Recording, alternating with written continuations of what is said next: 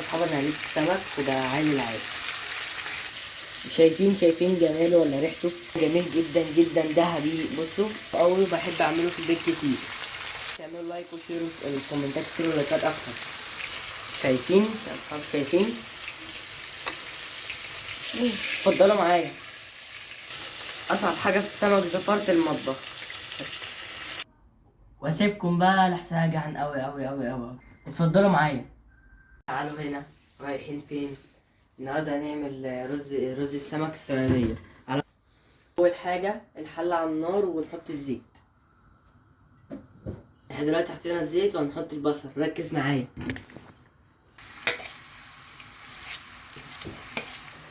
بص يا صاحبي، دلوقتي يا صاحبي انا راجع من الدرس، رحت فوت على محل السمك وجبت احلى 2 كيلو سمك وغسلته. ليمون كمون ملح فلفل وثوم، حطيناهم في الكبه وتبلناهم. شايف يا صاحبي البصل عمل ايه في عيني؟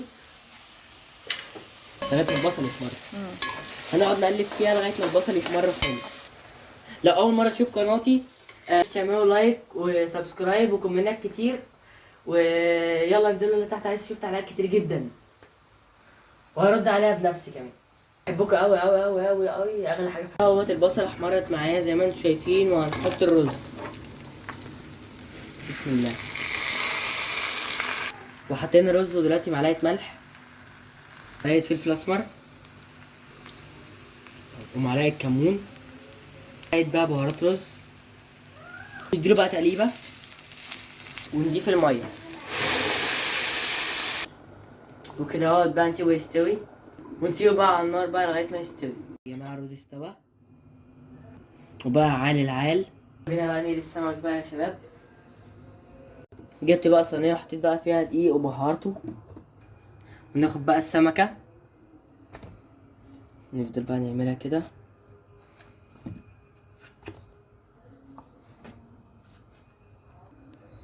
لازم يا شباب تحطوها في زيت سخن عشان تطلع مقرمشه وحلوه معاكم. ما تنسوش تحطوا لايك وشير وسبسكرايب كده بقى انا عملته بقى بالدقيق وهنحطه في الزيت السخن. يلا بينا ونقول بسم الله. في الرز عامل ازاي؟ مفلفل وجميل جدا.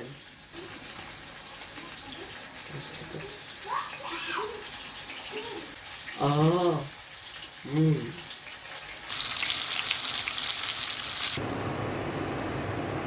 وبكده بقى يا اصحابي انا قليت السمك وبقى عالي العال. بقى يا اصحابي انا قليت السمك وبقى عالي العال.